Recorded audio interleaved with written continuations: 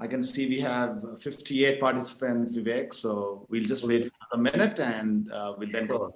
Sure.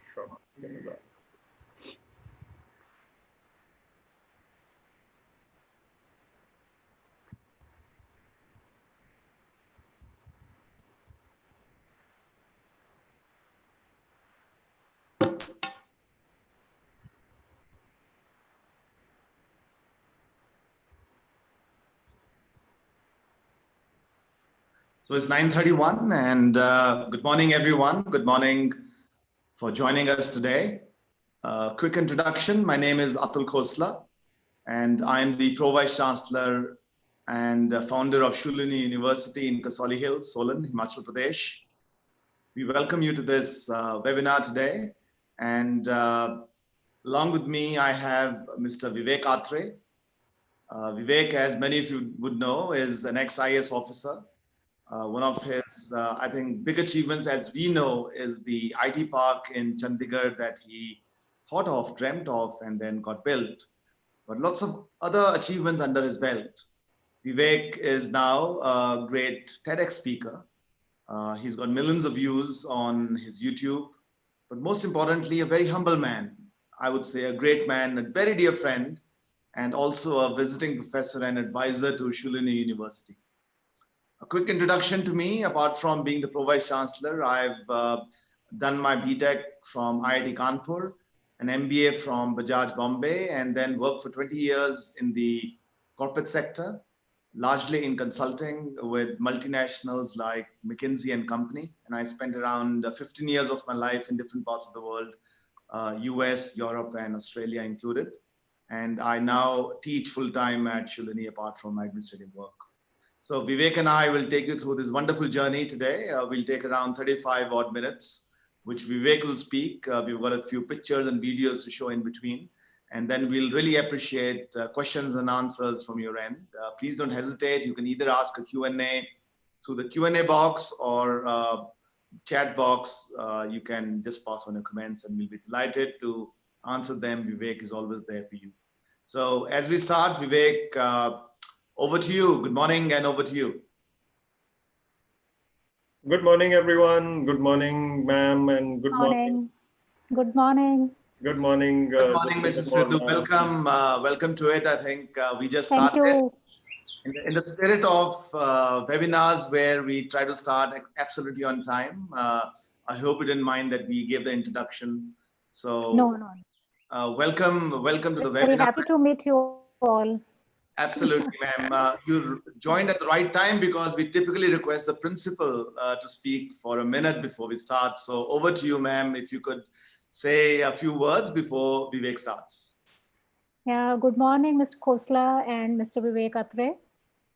Thank you so much to give us this opportunity. DAV Public School, BRS Nagar, Ludhiana. I myself, principal, Mrs. Sidhu, and all my team members are really indebted to you all for arranging this webinar for us.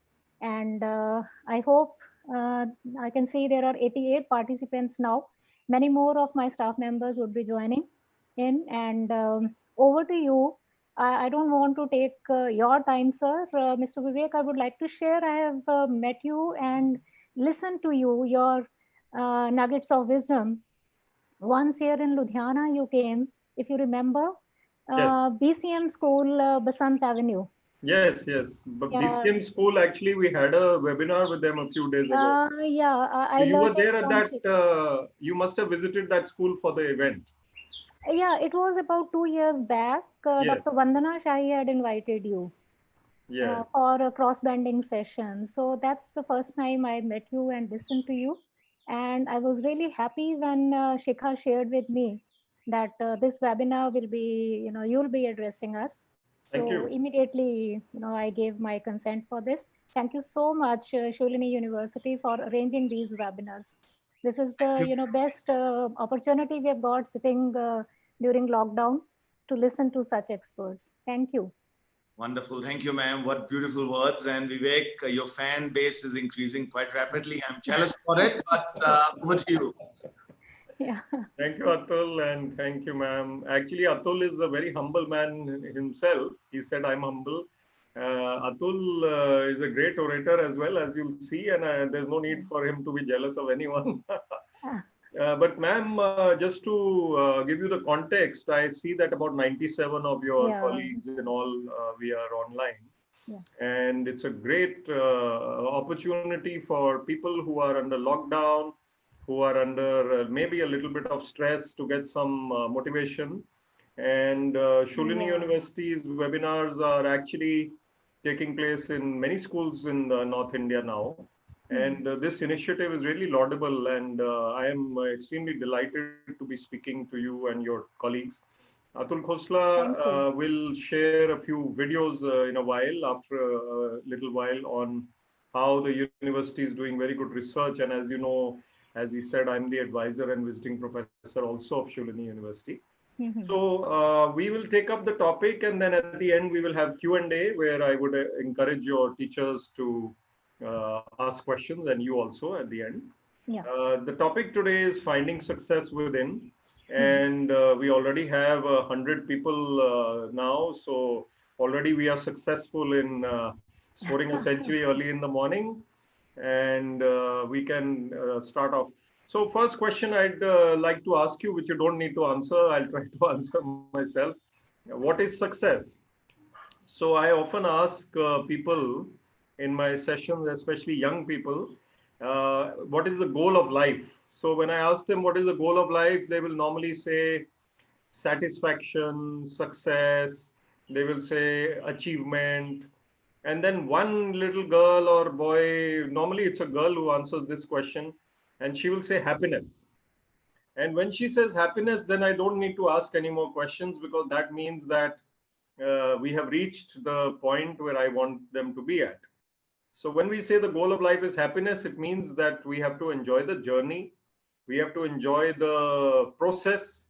We have to be happy come what may, whatever is happening in our lives. The overall bigger objective is to achieve happiness despite all external conditions. And then if we look at it, how much happiness can worldly things give us?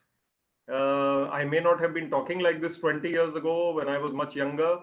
And there is a quote which I used the other day, that a 16-year-old said, somebody said, at 16 years, I used to admire people with luxuries. Today, I admire people with inner peace.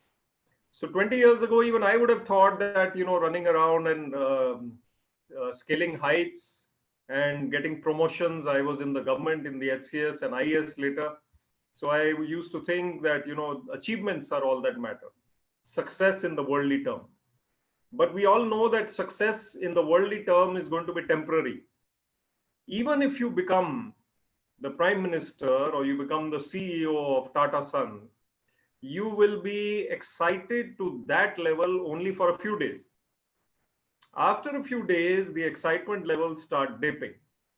And we know that any material thing that we have, maybe we love fruit and nut chocolate, perhaps.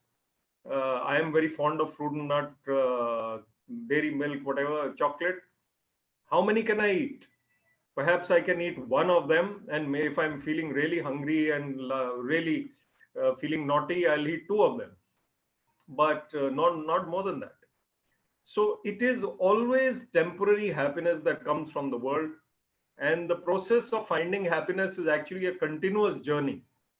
And this continuous journey is going to take place all our lives.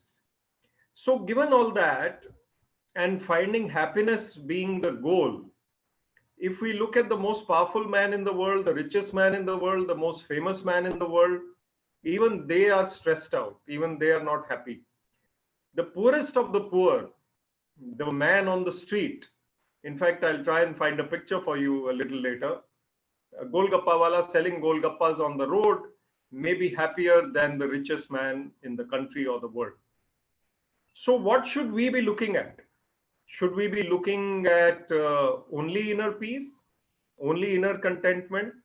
Or should we try to balance our lives in a way that we are trying hard to do what we have to do?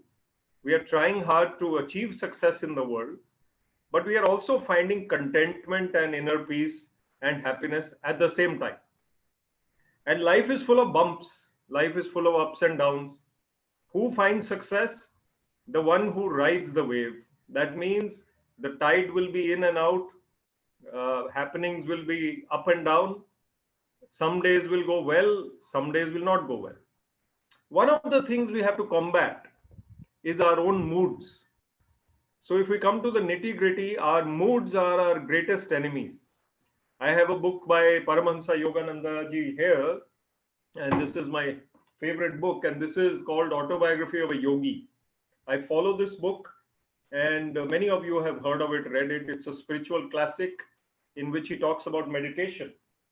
And he says moods are our greatest enemies. What are our moods? Moods come from circumstances. Somebody said something yesterday to us.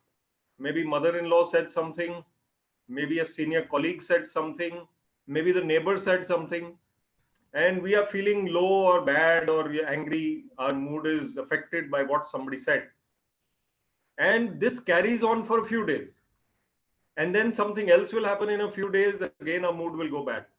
So there is a never-ending series of fluctuations in our mood. Maybe we're going for a movie, we're in a good mood, we're happy, we're eating popcorn, we're with the family, come back happy, go to sleep. Next morning, something happens, we forget the movie. We forget the happiness that we received and experienced. So what do we need to do to maintain a level of what is called equanimity? Equanimity is basically even-mindedness. It is balance of mind. Whatever happens to us, we are not that affected. We are affected because we are human, but we are not that much affected that we allow it to impact our moods. So what do we need to do? We need to be even-minded by controlling our emotions, controlling our thoughts. Thoughts can go anywhere. If you look at success, success comes to those people who can control their minds. And minds are impacted by restless thoughts. Restlessness is something which leads us from here to California in a minute. It can lead us from here to 1920 in a minute. Our thoughts, our minds are uncontrollable to a large extent. Our negativities are also uncontrollable at times. We start feeling sorry for ourselves. We will start imagining, oh, this one said something to me. Now I remember in my childhood, the teacher said something to me. And then this happened and that happened. So then we start feeling pity for ourselves. And we often have this attitude, why me? Why is this happening to me? Why am I the one to face this? And in this point, I'll tell you the story of Arthur Ashe. And Arthur Ashe's story is something which I often share, but in this series, for the first time, I'm sharing this anecdote. So Arthur Ashe is someone who was a tennis player, and he was a Wimbledon champion. You know that Wimbledon is the biggest tennis tournament in the world. This year, unfortunately, even Wimbledon has been postponed for the first time since the World War II. But that year in the 70s, Arthur Ashe won Wimbledon. And he was on top of the world.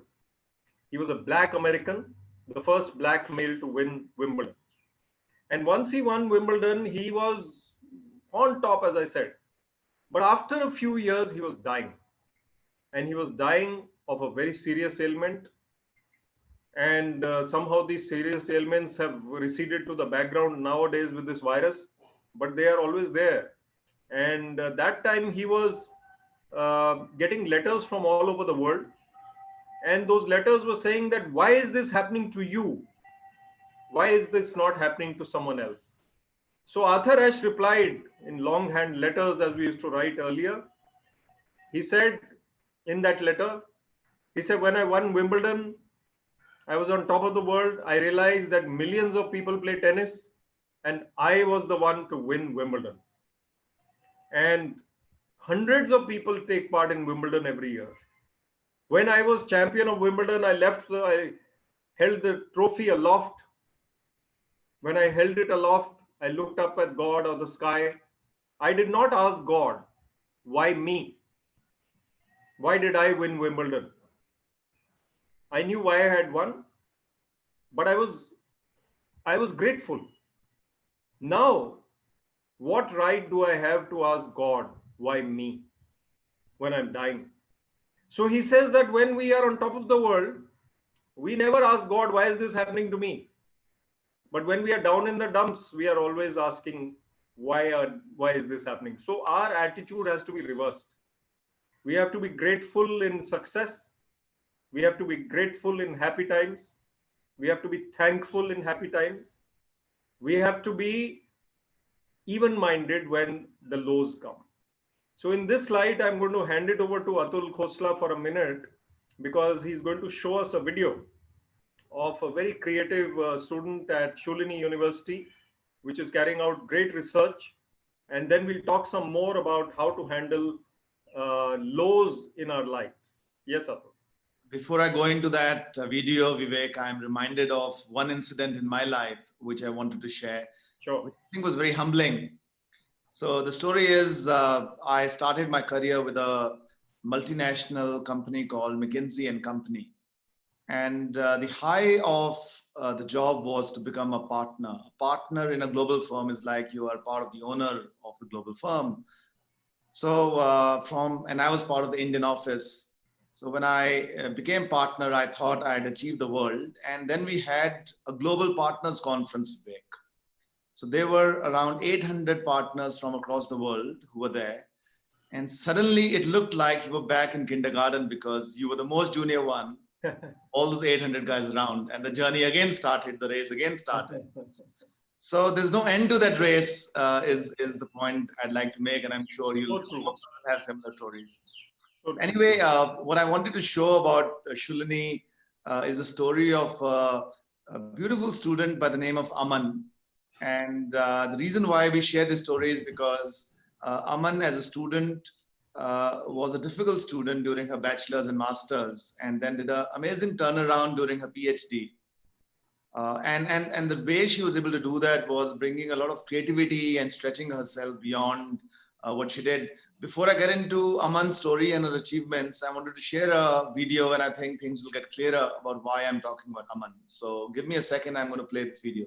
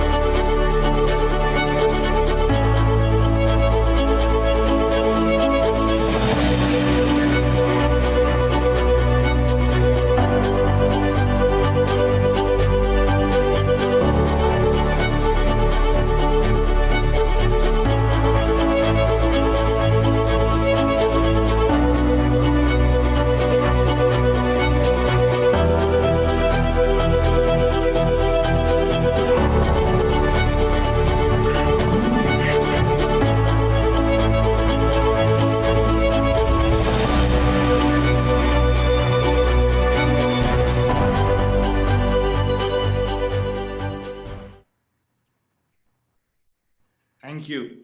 So the reason I always share this video is for three reasons. I think first is to just show to you the great work that scientists are doing at Shoolini. This is one of the hundreds of examples that we have out here. Shoolini is today one of India's #1 patent filers. Actually, it's the #1, way ahead of even the mighty IITs. But coming back to Aman, through this phenomenal work that Aman has done, there's a possibility that we can actually try to change the world, the way the world drinks water. But coming back to Aman, he's a student who was a troublemaker with a bit of creativity, bit of stretch from her professor. ended up doing this absolutely phenomenal path-breaking work. She won the Young Water Fellow Award, which is awarded to one person every year by the United Nations. Out of 100,000 researchers who would applied, she spent 6 months in Geneva, got an award on top of that for 25 lakh rupees from Tata Sons and Lockheed Corporation of the United States. And now is probably going to join the Bill and Melinda Gates Foundation. So what a successful story. And this is what gives one success. So that's the second reason I play this. I think the third reason why I play this, Vivek, is because what gives me excitement is, like you, I have a small story to tell again about myself and how my change came. I was very successful. I was a top 10 partner in a global consulting firm called Oliver Wyman, a multi-billion-dollar company. And we had our partners meet, 40, 50 of us. And for 2 days, we discussed how to make each other richer. That was the objective. How do we increase the wealth of partners? And it sort of struck me to say, I cannot make rich people richer anymore. I anyway used to make so much money, I could not tell even my parents because they would laugh at me. And that was my turning point. I now teach at Shoolini. Every day I push myself to have more students like Aman. I don't have much money left, but I've never been happier, Vivek. And I think that's what I wanted to share with everyone, that success drives satisfaction if the success is not monetary. Over to you. Thank you, Atul. This is absolutely very inspiring. Actually, Atul is absolutely right. There are so many things which we realize much later in life. Earlier, when we are young, we think that this admission, this job, this marriage, this particular thing will give us happiness. Yes, they give us happiness. There's no doubt that achievements do give us happiness. Even wealth gives us happiness. But we have to find the answer within. And at this point is a good time to bring up my book before I continue. This is my book called Finding Success Within. It's 52 life skills for young Indians. And it is a book which contains a lot of tips on how to balance your life, how to be successful, how to be happy in life. It is available through Amazon. And this book was released just in March, early March. So basically, I wrote this book based on my lectures, which take place all over India. And Shoolini University, regularly I go, I'm missing the campus. But I do look forward to remaining connected with you all after this session also. You can add on LinkedIn, and you can remain connected with Shoolini University also through Facebook, etc. So continuing my lecture, I'm on the fact that how do we handle these low points? How do we handle the challenges of life to be successful? Now, if we look at people who have been successful in life despite problems, even Walt Disney was rejected his movies in the beginning. Amitabh Bachchan did not get a job or a movie role for many, many years. So many people are successful despite the odds. And if you look at somebody called Arunima Sinha, perhaps you have heard of Arunima Sinha. She was a girl who lost both her legs in a train accident, or rather a dacoity. And she was a volleyball player who wanted to play for India. She could not play volleyball anymore, but she got prosthetic limbs and she became a mountain climber. She's a mountaineer and she conquered Mount Everest with no legs, just prosthetic limbs. She has now written a book also on that. So these are the people who inspire us. And if we can tell the students in the school also about such stories during our classes, during the assembly or whatever sessions you have, or online also, it is something that will give them inspiration. And often we as experienced people, mature people, we often lose the inspiration. And success comes from inspiration. Success comes from being inspired every day. So we have been doing these webinars. I can still see the same excitement in Atul's voice, in the team. I also feel that excitement when I come online, and to see all of you, 129 I can see here. Maybe there are others connected through YouTube, etc. But the point is that we are all here through that urge to excel, or the urge to do something new, something creative.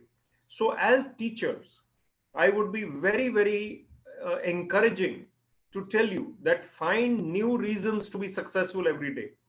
Find new reasons to be happy. Challenge yourself. Now it's a challenging era. We are sitting at home with online classes or whatever is happening. Find ways to make these online classes better. Try and improve your online delivery. Try and improve the way you speak. Try and smile a little more. Many of you are very young teachers, I'm sure, starting out on your journey. There's a lot to learn, and keep learning. So yesterday I was speaking somewhere on sharpening your axe. And this story everyone has heard, but it's worth repeating. We go through life and our axe or our skills, our qualities, they become blunt. If we are sharpening our axe, it means that we take out time to renew our energy, renew our learning, read more, listen to people who matter or who are successful, listen to the saints also, read Dalai Lama, follow your scriptures, whatever religion you follow, read them and learn from the saints. And also keep on keeping on. That is a saying again from the Yogananda school of thinking. That is, keep on keeping on. Banat banat banjai, which means that we have to keep on driving ourselves every day and trying to learn more and more and more. I was talking to Atul Khosla before this, we have to renew our lectures in a way, the same subject that you teach in history, let's say, every year, the same chapter, the students are different, but you are the same. So you have to challenge yourself to come out with an exciting lecture or an exciting talk, which will be loved by the students. You see the professors of great universities in the US, why do we seek inspiration from them? Because they take pride in their oratory skills. They take pride in their content. They take pride in the wow factor which they deliver to the students. So as teachers, don't take your job to be a routine job. You are the pride of the nation.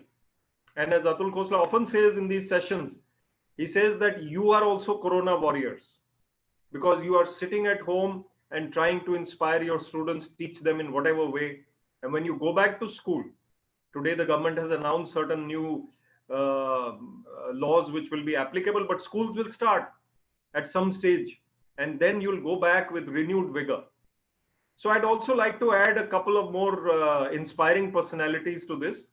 And one of them is PV Sindhu. If you look at PV Sindhu, a girl from Andhra, very tall, very athletic, but is the world champion, silver medalist in the Olympics. How playing badminton comes so in a difficult way to girls in India.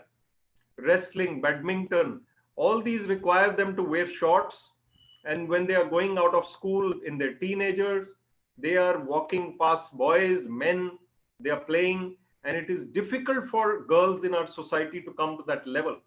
Look at someone like Sakshi Malik, PV Sindhu, Olympic medalists. And they have done so despite all the constraints. We take inspiration from such people. And when we take inspiration, then life becomes easier. Let me try and share a picture if I can. Or what I'll do it when Atul is going to show a video in a while. So while he's showing the video, I'll get couple of pictures ready. So I'll just conclude my bit and then we'll have a Q&A by saying that success comes from within. Success comes from your attitude. You have to be grateful for what you have. We all have something to be thankful for. And success will come if at the end of life, you have enjoyed your life. If you have lived a happy life despite the problems. Nobody in the world can say that I have no problems. Everybody will have problems. But you have done something to make an impact to the students' lives, to your colleagues' lives, to your family. And always remember that family is the most important. Men, women, especially men, need to spend more time with the children as they're growing up and try and spend quality time. And whatever chance you get to talk to the children, communicate with them. I often address youngsters who are stressed out due to competition these days. And I tell them, keep up the communication with your parents. And parents have to keep up the communication with their children. And don't be short-tempered with them. Give them the guidance they need. Even if they are irritated at times, you be balanced. Parents have to be balanced with their children. And the children will start emulating them. So these are the success factors for a human being. There are many others which we can talk about some other time. Today, I'm going to hand over to Atul for showing you a video of Shoolini's research work and how, and please add some thoughts, Atul. Absolutely, Vivek. Once again, thank you. Always so inspiring listening to you. I hope all of you are getting goosebumps the way I am. I just wanted to add one thought, which is very important to me at least, and tell me, Vivek, whether you agree or not. I actually am not an easy boss to work with. I am a tough boss because I always have very high expectations of my team members, and I push and stretch them in every direction. Having said that, before that, I've also had the I've been in unfortunate situations where I've had to fire many of them. In the corporate world, if people don't step up, they're not up to the mark, then you have to let them go. And that was the part of the life that you have in the corporate sector. Having said that, most of my team members are very, very dear friends, to the extent that Gaurav Mehta, whom I had to fire from Oliver Wyman, which I was heading in India at that point of time, is one of my dearest friends. He lives in Singapore now, and for any help, he calls me and I call him. My learning out of this, Vivek, is that people love when you stretch them. When I go home as an employee and I've done good work and I've actually worked hard and I've delivered on what I was supposed to deliver, and I sleep very well, I sleep satisfied, I think I've had a successful day. If I've just chit-chatted, I've just had chai, done nothing, I actually go back and I'm a little depressed and I'm stressed out. And I think that's true for all of us. So this is my message to teachers. I think do try to stretch your students a little, not too much till they go beyond and they get into the panic zone, but stretching your students. And if you're a boss, stretching your team members a little bit, I think is really, really helpful for them, because that's how they feel satisfied. That's how they feel successful. And if that success is felt every day, and of course you need to appreciate the effort that they're doing, then you'll have a wonderful team, you'll have a wonderful set of students who do extraordinary work. So the world is about young Indians. The world is about young human beings.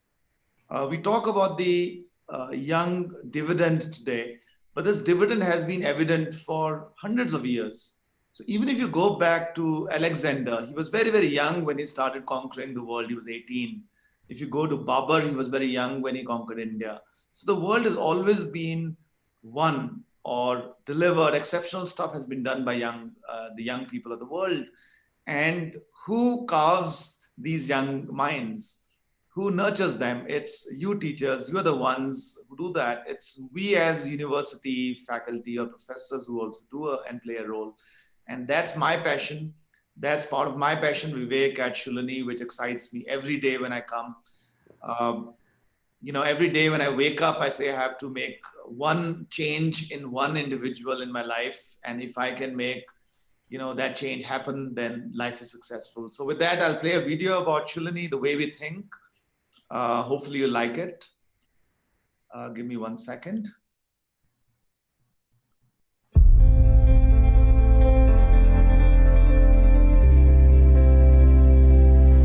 Throughout history,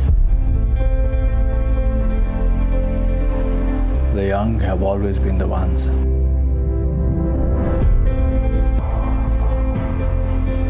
to shape the future.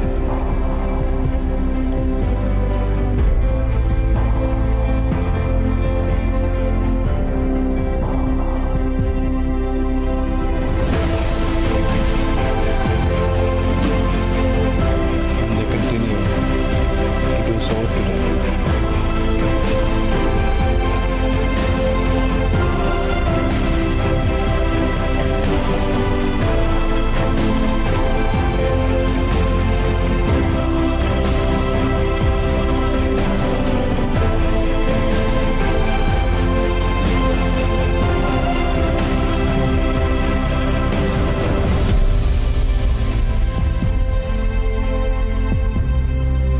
You are the country's biggest asset, our best bet to conquer the future. So what are you waiting for? Your time to dream is now. Dream of the research that can change the world. Dream of a high-flying corporate career. Dream of higher studies in the world's best universities. Dream of developing cutting-edge technology of the future. Dream of your own global startup. At Shoolini University, we empower you and enable you to chase your dreams and change the world.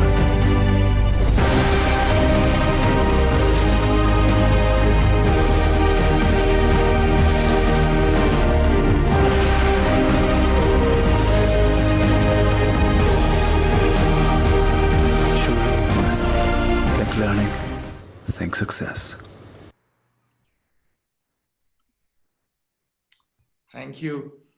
So before we actually get into Q&A from the teachers, Vivek, there's one question I always ask, and I'm going to repeat that, which is, if you look at our teachers today, many of them are ladies.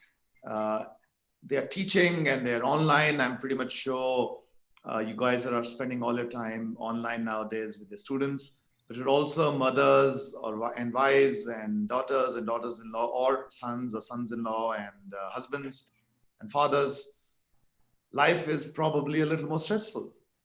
So what should teachers do, Vivek? I mean, how do they take the stress off? And yes, things are going to open, but probably another month or so, probably another month at home.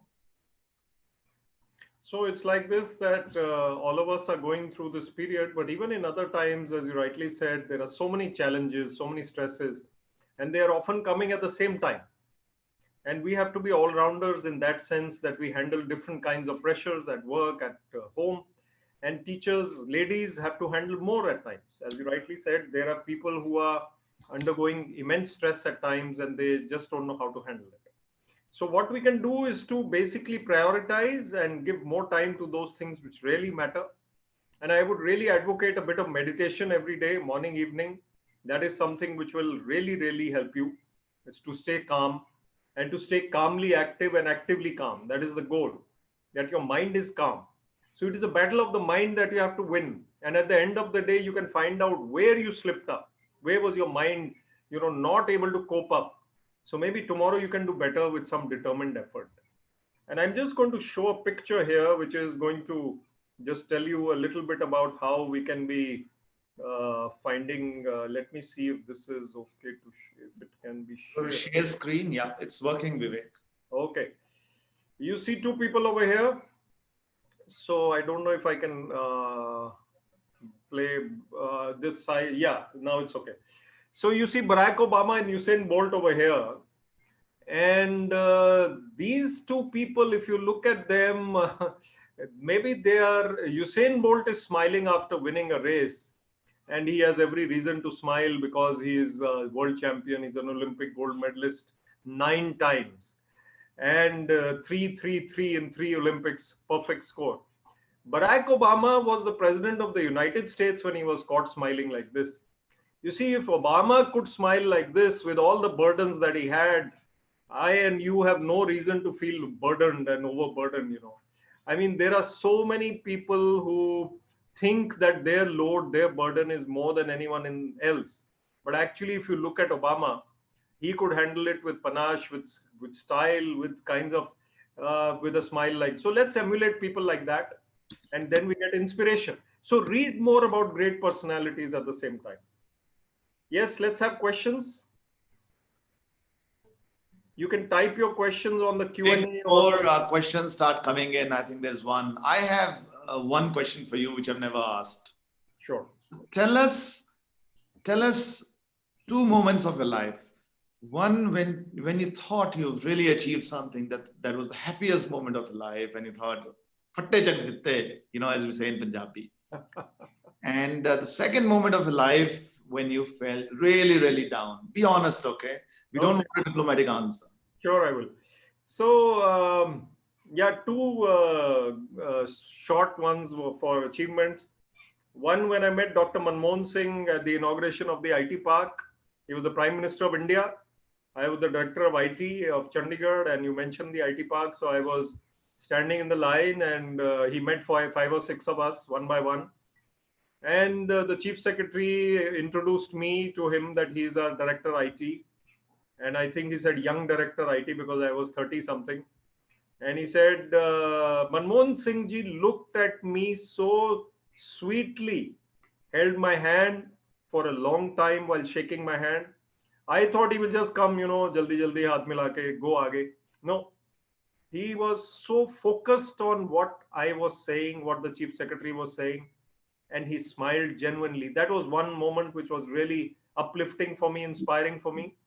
And the second was when a poorest of the poor man in Kalka, he came to me after a year of problems which we couldn't solve. Finally, we solved his problem.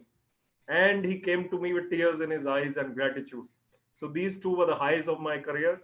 And even now I get highs out of many things which go on. But feeling low, yes, I've had some false complaints against me, and one of them really shook me. But it was false, so it went away, and it will whittle away. So things happen which make us feel great and make us feel low. So you didn't really answer the second part of the question. It's okay. We'll you, catch want you another day on that. you want me to go into the complaint details? No, it's okay. You're fine. Teachers, we love questions. I think there's one in the Q&A section, Vivek. You might want to pick it up. Okay. Many more coming in. Good morning. So in reference to your point on stretching our students, when we try to do that, we always have parents sending a big note to the coordinator that teacher is giving too much work. How can we deal with this? Because this has definitely brought my confidence to a lower level. Well, actually, the curriculum has to be balanced, and you have to obviously not overstretch them. But some parents, they want more work to be done. Some parents want less work to be done. So don't go by what individual parents say. If the majority of the parents feel something like that, then obviously there's something that needs to be rectified. So we have to be very balanced leaders in this and take up such issues on the basis of consensus. And maybe in parent-teachers meetings, you can talk to the parents who are creating more of objections. So something like that will help. So I would like to add one more thing, Vivek, which is how you stretch them. So give them work, and we don't have your name, it says anonymous attendee. So my suggestion will be make them think, make the students think. So it's not about the number of hours that they are working and making them stretch, but make them stretch in terms of the problem you're giving them. As a small example, are you giving them homework which is to remember, or are you giving them homework to discover something? So if it's creating and discovering something, you'll see them, yes, being stretched, probably not working that long, but will be more useful and helpful. Of course, I understand, because I've been a parent myself, that many times the work comes down to the parent, right? My son's teacher had given them a project, and ultimately I had to do that project. But even then, I thought my son learned a lot. He was making some wooden structures as part of that, which he would love to do. So stretch them on the creativity side, I would say, not on the amount of time they spend on your homework. That will be one input I'd like to give. Over to you, Vivek. Kavita ma'am is asking, how can we guide students in the age group of 20s and 30s to deal with the stress, pandemic, economic slowdown, etc.? So yes, they're already stressed out. Even before the pandemic, they were all young 20-year-olds are uncertain about their careers, and it happens. We were also uncertain when we were students as to what we're going to do in life.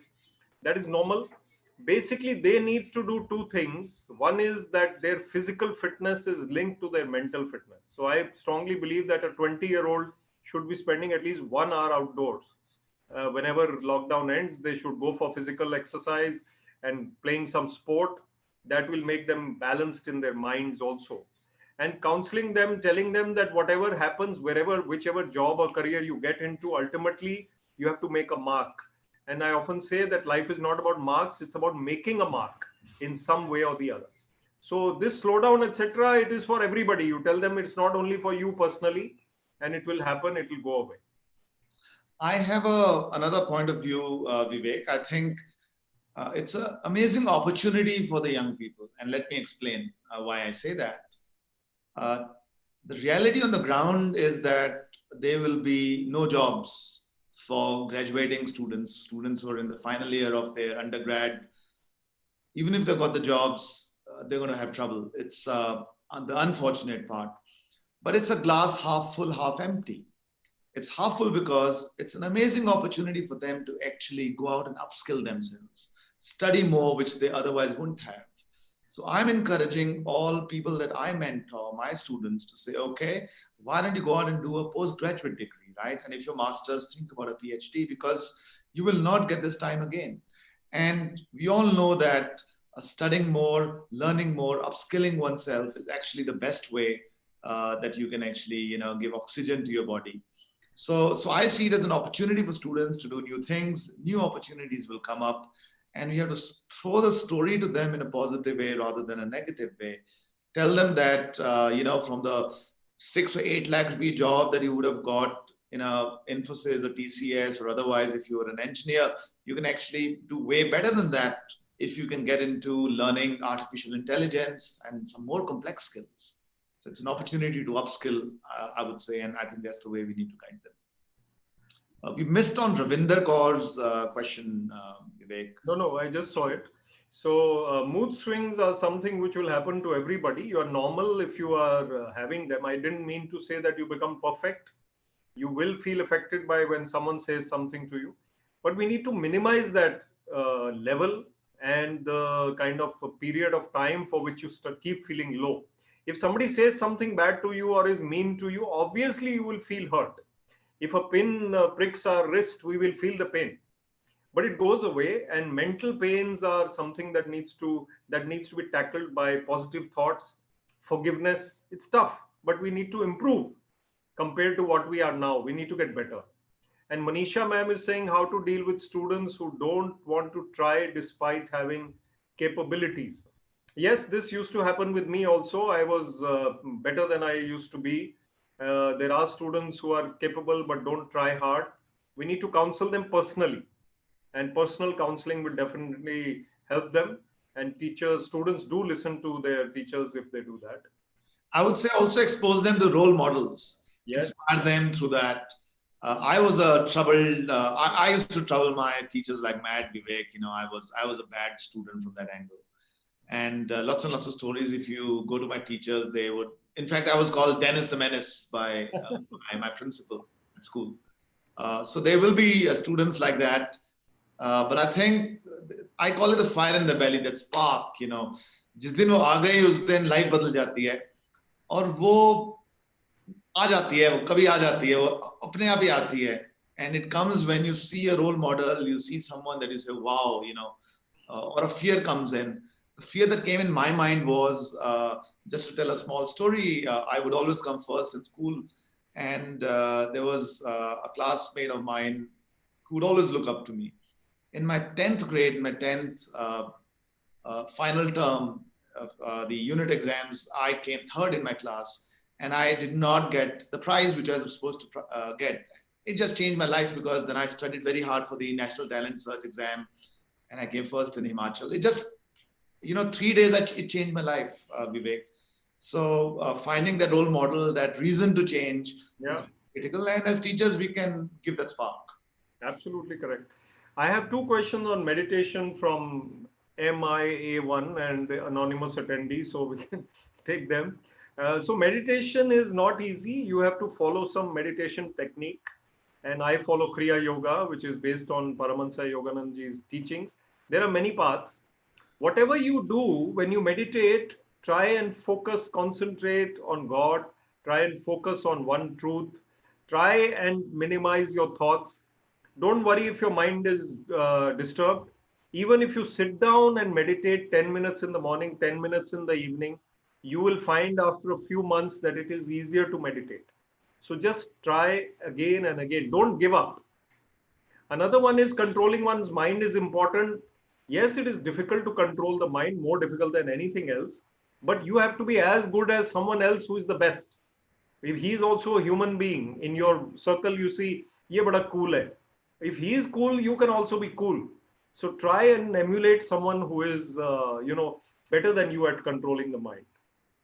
There are some questions on CBSE syllabus, which I don't think I can take. I can, but I don't want to. Maybe we don't have enough time also, I think. Should we take the best questions which are there? I think, yeah, we can. I think there's a We question can do- on how Yeah. do you deal with the young children? You know, at one level, it's an online option. At another level, we know that they shouldn't be seeing the mobile screen. Yeah, so mobiles and screen time is something we need to balance. It used to be television when we were growing up or our kids were growing up. Now it is mobiles and screens and computers. So if you make them play outdoors, as I said, tire them out physically, they will go to sleep on time because they are tired. If they don't play outdoors, their mind is, wandering here and there, and they're playing with or they're on their social media for too much time. We also will be the same. So you have to do physical activity in order to sleep on time, and children also.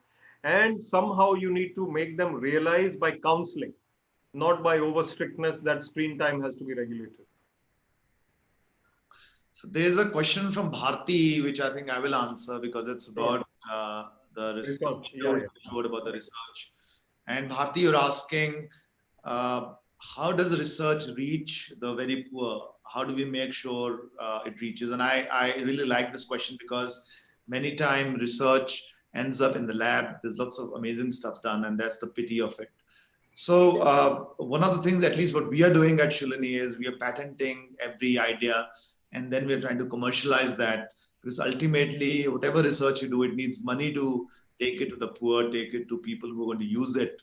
Very specifically on this idea of water, there are agencies like the Bill and Melinda Gates Foundation or the World Health Organization and others who help take them to people beyond your research labs. So we're working very, very actively with the WHO or the Bill and Melinda Gates Foundation and others to take our research to them and also commercialize them. The challenge in India is that the concept of commercialization, or extension as we call it, has been relatively poor. And I think it's a chain that some of us have to start. Once success happens, once some of our scientists become successful, imagine a scientist like Aman who ends up buying a big car because her patent was bought for a few $1 million. This will create a chain of inspiration for many other scientists. And I think that's the attempt. It's very common in the United States. One big success of science reaching the poor has been at the time of the Green Revolution, where I think Punjab Agriculture University did an amazing job. And I think those are the type of work that we need to continue to do. And we'll, I think, need a lot of support and help from schools like you. So at some point of time, probably we'll reach to Sidhu ma'am and show some of the work that we have done, that you can go and take that to the poorest of the poor, because it's all about distribution. So that's really my take. I think we're coming to the end. It's been an amazing audience, amazing bunch of questions. I think we wish we had more time to answer them. But we definitely love to come back to your school, Sidhu ma'am. We'd love to invite you over to Shoolini. You as teachers, your students would love to associate. By the way, my father is from Ludhiana, so I have a deep Ludhiana set of roots. I used to go there as a kid, I remember that. And my parental home is in a very small gully in Ludhiana called Brahmpuri, which some of you might know. Way inside, I think Chowda Bazaar, if I'm not wrong, that's the name. So deep association with Ludhiana, and hopefully one day I'll come and say hello to all of you, and Vivek and I can run a workshop for your teachers. I think with that, Vivek, I'll request you to give your one last minute, and Sidhu ma'am, if you could come and motivate us with your 1 minute or 2 minutes. Thank you, Atul. I'm going to request that all the other questions be compiled and sent to me and Atul by email. Maybe we can answer some of them offline. We could not take all the questions, all of them related to CBSE or not, whatever they are. Please send the questions and we'll answer them. I would like to just end by saying thank you. And I think by being motivated from within and finding that motivation not from webinars or from anywhere else, ultimately it comes from that challenge which you are beating within. So please be determined, and please be positive, please be smiling all the time, and that is the best thing I can tell you. Thank you.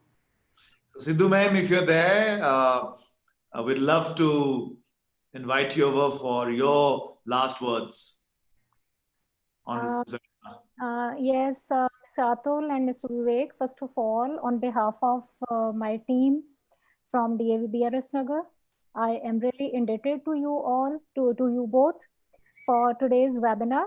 And I must repeat what Mr. Vivek said in the end, that all these webinars are not going to give you all the motivation and keep you focused and help you in, doing meditation, starting meditation or continuing with the practice. Everything comes from within. I think that's the last point is the best point, I must say, right? That everything has to come from within, but certainly listening to, such webinars, attending webinars, listening to certain seminars, as he also suggested, read about great personalities, try to emulate them, and of course, keep working on yourself. We have to keep working from within, and that motivation certainly comes from within. So thank you so much. I hope all the participants, I'm very happy that 128 were there. All the participants from my school have enjoyed today's webinar, have got a lot of good points during this troubled time. It was, this 1 hour spent really very well. Thank you so much. Thank you. I would like to thank Ms. Shikha Sood also, who talked to me and arranged this webinar. We really look forward to having more such positive interactions with you. And our best wishes to you, Mr. Atul, and for your university. And it's very nice to portray your vision at your back, and our best wishes to you. Thank you, Sidhu ma'am, and thank you, Shikha, for making this happen. Incidentally, Sidhu ma'am, Shikha is also my cousin sister, my Buaji's daughter. So okay. We're also related. I'm very happy to know that you basically hail from Ludhiana. So you are most welcome to visit Ludhiana anytime. Would love to play host to you. Absolutely. It's been a while since I came to Ludhiana. We'll do that. In fact, I'll request Vivek to accompany me, and we'll spend a few hours with your students and your teacher. Yeah, let things come back to normal. We would love to take you to those gullies you have mentioned. Oh, I still remember the lovely jalebis. I don't remember the shops, but would pick up on your offer, ma'am. Thank you so much once again, everyone. Thank you, Vivek. You've always been a wonderful, wonderful speaker, and as always. As always. So Vivek ends up coming over to Shoolini at least once a week, and it's always so fascinating to spend time with Vivek. Ma'am, he's also my personal mentor, so I'm very obliged to Vivek. Thank you so much. Thank you. Once again, thank you, everyone. Thank you, Sidhu ma'am, and wish you all a great day. And last but not the least, please be safe, and hopefully we'll all be back in our working spaces very soon. Thank you. Thank you. Bye. Thank you.